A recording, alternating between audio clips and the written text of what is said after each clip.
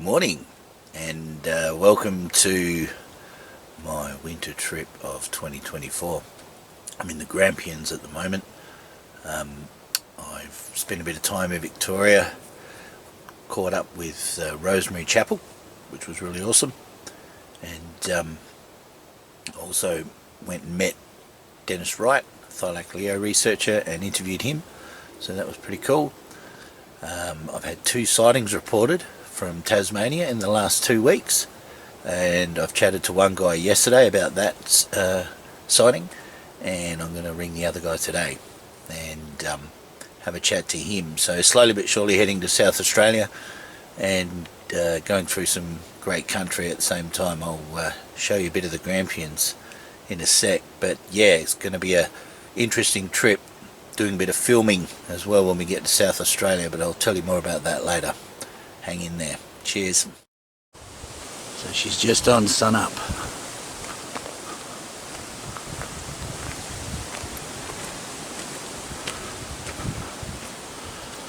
Check that out. There's the moon. Here comes the sun.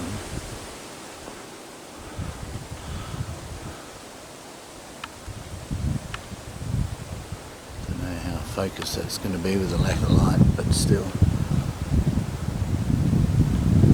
magnificent.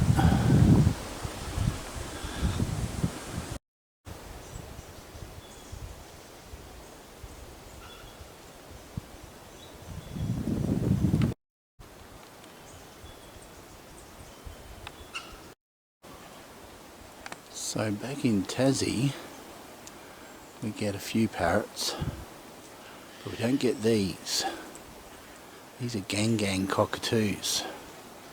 Pretty sure these are either endangered or extinct in South Australia, but in the Grampians they're still holding on pretty strong. Sort of like a cross between a galah and a sulphur crest cockatoo. They're grey with a pink comb on top of their head there, and they're just stunning.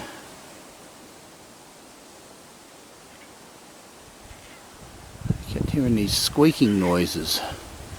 That branch is a bit squeaky, and then I looked up and there they were. But yeah, gang cockatoos, beautiful. I think they're reasonably common in Victoria and New South Wales, but yeah, pretty rare in South Australia. They used to be up in the Adelaide Hills, I don't know if they still are. But they're feeding on those eucalyptus seeds by the looks of it. Getting the gum nuts and having a feed. Beautiful bird.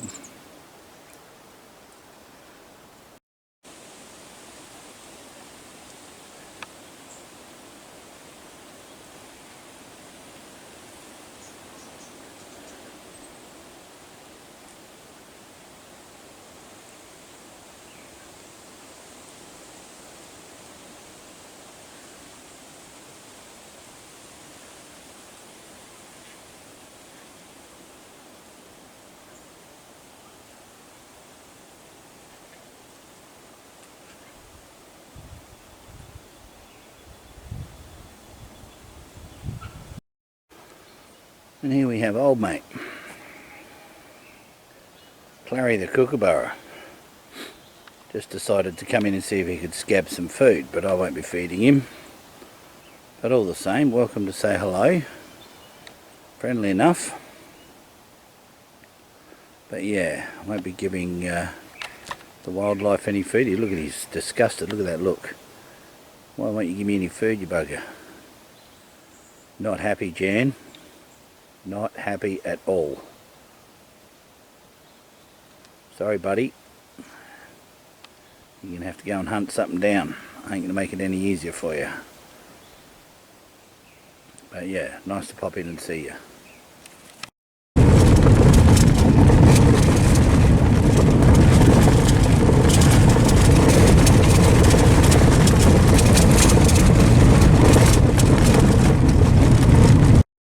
Afternoon. A lot of people are probably not aware of it, but the southeast of South Australia was once the biggest wetland system in Australia. It was about 5 times bigger than Kakadu. Roughly 20,000 square kilometres of sandhills, wetlands and tea tree swamps. About 95% of that has been destroyed through government policy over the years of colonisation and development, agriculture, farming. The way they destroyed it primarily was putting in these drains everywhere. They did a lot of clearing, especially after World War II, with land grants for returned servicemen. They were given grants of land to become farmers after World War II. World War I had the same repatriation scheme. This is Tilly Swamp, Tilly Drain. It's in the middle of the upper southeast. As you can see, it's been burnt over there not that long ago. So she's looking a bit dead through there, all the tea tree and stuff, but that'll bounce back eventually. The water's actually really clear. And these drains are now all that's left, basically, of a wetland habitat throughout nearly all of this range. For the water birds and the aquatic life to continue. Now, there was a heap of cormorants and ducks and terns here when I pulled up. So there's clearly fish in here still, because there wouldn't be birds here without fish. And you can see a few bubbles and things over there. A bit of movement in the water, so there's something swimming around in there. Should get me Polaroids on and have a proper look. But yeah, these arteries of water are the lifeline of what's left down here. The rainfall's been severely depleted in the southeast over the last 150, 200 years, thanks to all the clearing and draining. They actually did cause some climate change down here. The waterfalls dropped off dramatically. They used to measure the rainfall down in Mount Gambier around 100 inches a year, but it doesn't even get a quarter of that now. So yeah, a bit of a shame, but still beautiful country and still lots of sightings and great habitat for thylacines, because there's heaps of wallabies and kangaroos and wombats down here as well for them to prey on. So still great country and well worth a look at if you're ever coming through here.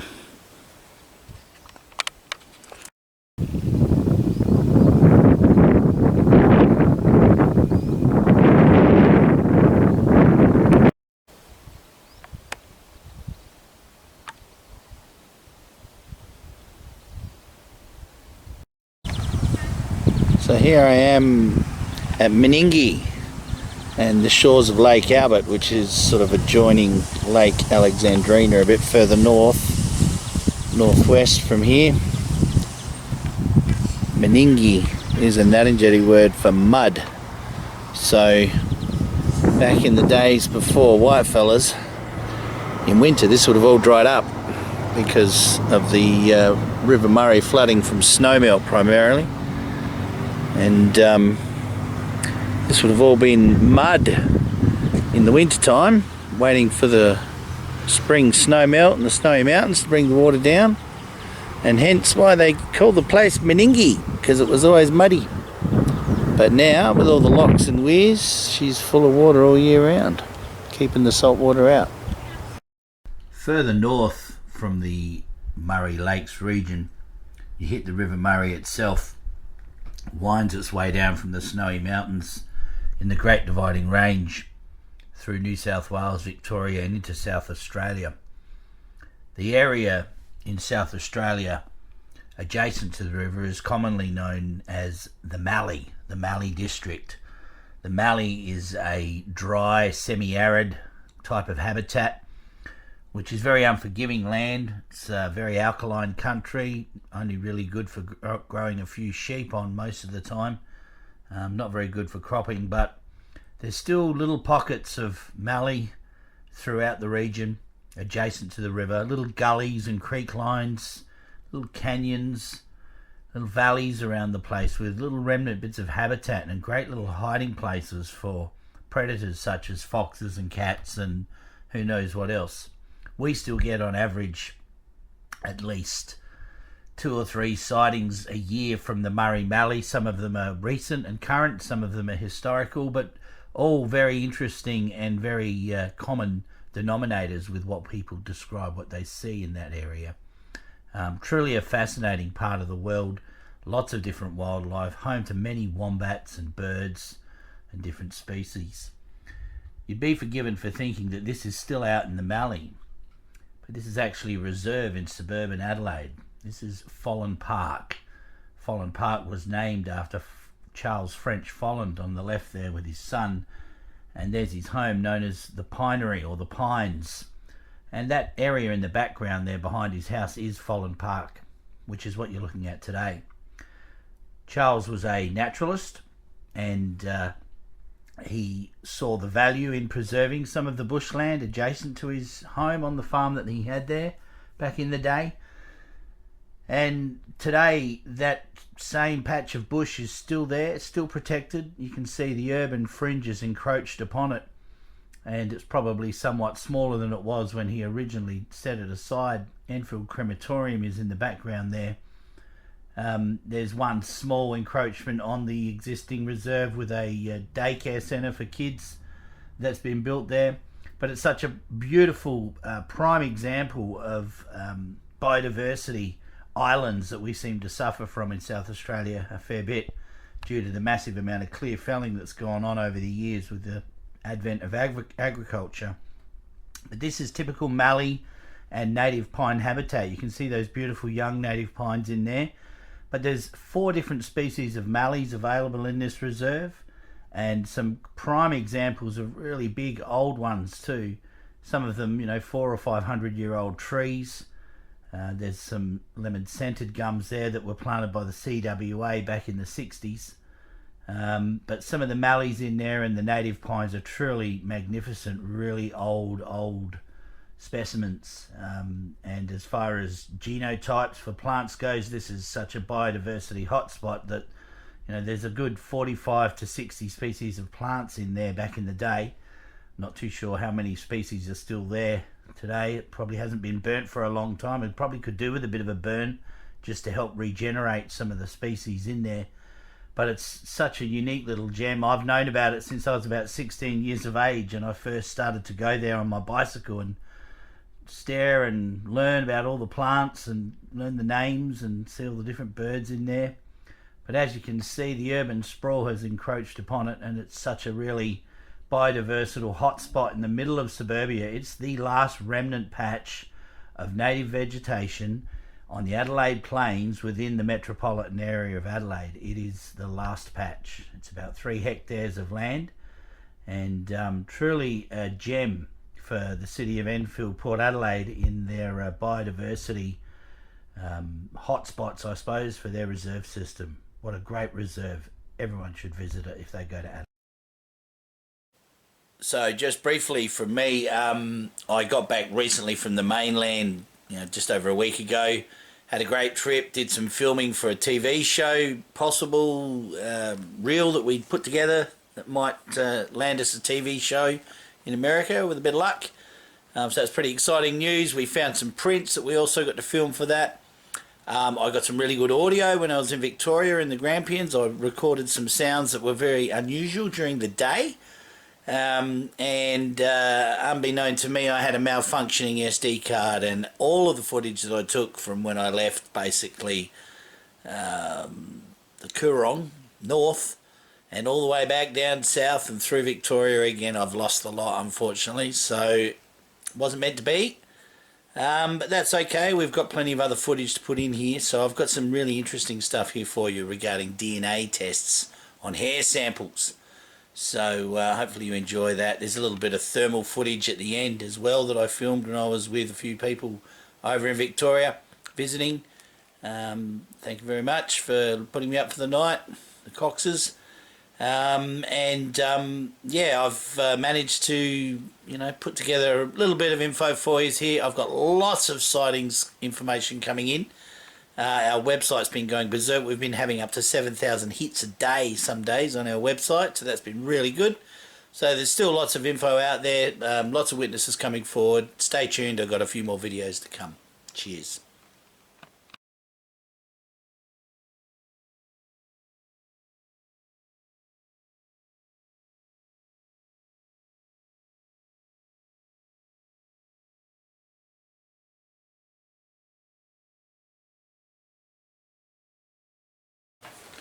So today's the day where we're going to get Kath and Dawn's 55, 57-year-old hair samples removed from the dossier from 1967. So this is dossier 1 from 1967.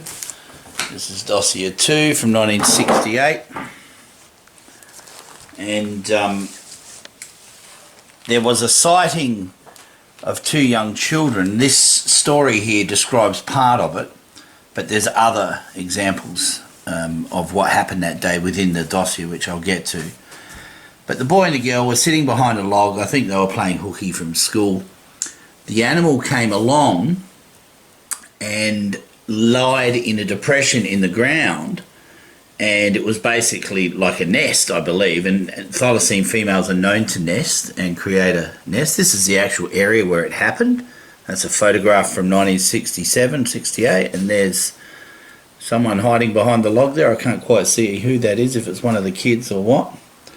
But anyway, this is the actual hair samples. Now, they got some of these hair samples tested, and if you see here, they actually came back unidentified. So they didn't match anything that the museum had on record. But Peter Aitken at the South Australian Museum at the time, he didn't think they were of any significance. So the remaining ones that they sent him, he just threw out.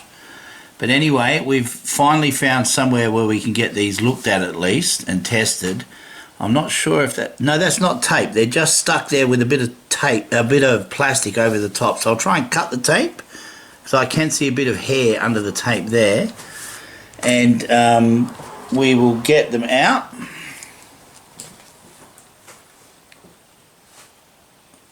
So, and if I can get that off, get the plastic out, we can get it sealed up in this container and sent off. But we're filming this today so no one accuses me of having some hairs lying around and stealing them from a taxidermy or something, if they turn out to be thylacine hairs. Now, there's 2 ways we can study the hairs. One is to try and get DNA out of them, obviously, which is very difficult with a 57-year-old hair, let me tell you. But anyway, we might have a follicle or 2 there that has a bit of DNA in it. Here we go, now we're in. Now, I'll do another video a bit later about what was said about these hair samples by Peter Aitken at the South Australian Museum at the time. He wasn't very kind in his words a lot of the time when he referred to Kath and Dawn in the papers, but they had him stumped with these hairs. Look, they're not stuck to anything. This is awesome. They're just sitting there. So I'm going to keep cutting here. Try not to breathe on it. And there they are. So Peter Aitken and Kath both agreed that these weren't fox hairs, which is good.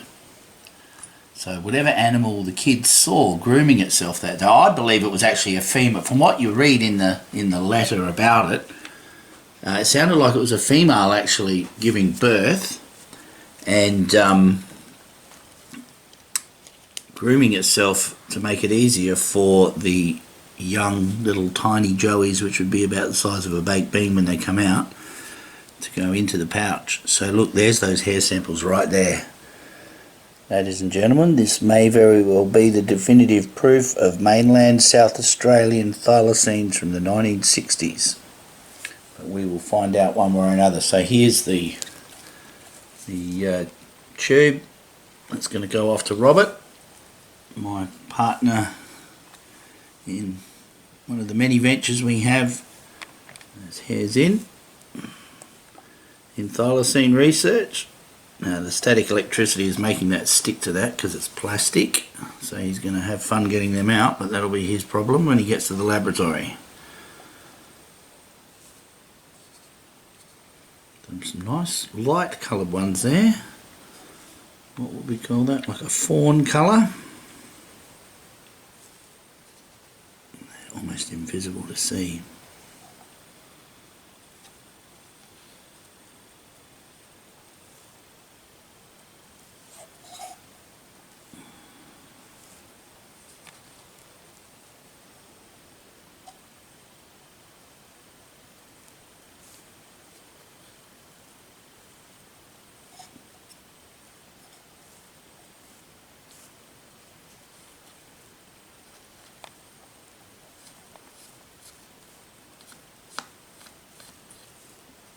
So these are the actual hairs that came out of that nest when Kath and Dawn went back there later on, and the kids showed them the spot. Kath went over the grooming area, because you can see by the drawing over there how it rolled on its back, and was obviously, you know, scratching its back or marking its territory with its scent or something when it was there. But these hairs are possibly definitive proof of thylacines on the mainland. Now, when Peter looked at them under his microscope and Kath looked at them under her microscope, they were not fox hairs. They didn't match up, the scale patterns. So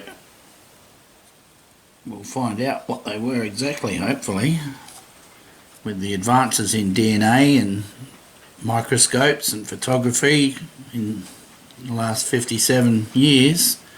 There's a good chance that we might get a bit more detail than what they would have back then. But this is a process that just has to happen, and I know Kath would be very pleased to see that we're getting these tested. God rest her.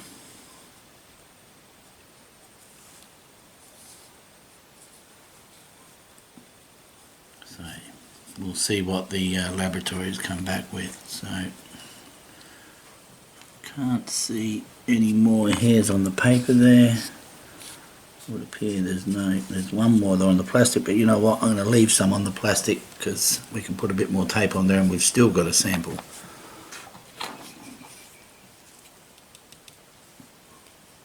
They are in there. If you hold that to the light, you can see them inside the... You can maybe just see them inside there, those hairs stuck to the top. I can with my eye. So they're in there. Now I'm just going to put a bit of bubble wrap around this so it travels a bit safer. I'm sure it'll be fine. That will go in here.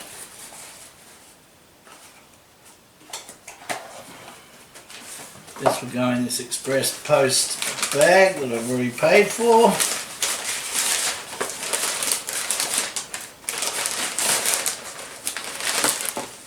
And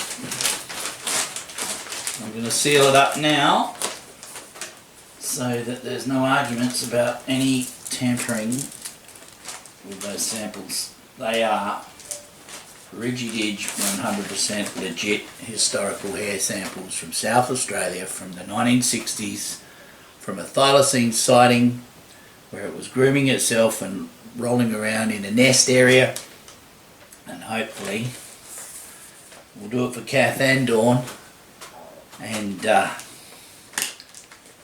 we will find out exactly what.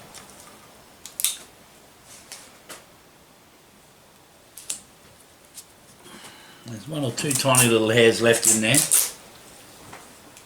and they're going to stay there. Because who knows, in another 57 years there might be even better technology available for collecting those hair samples and getting the DNA out of them.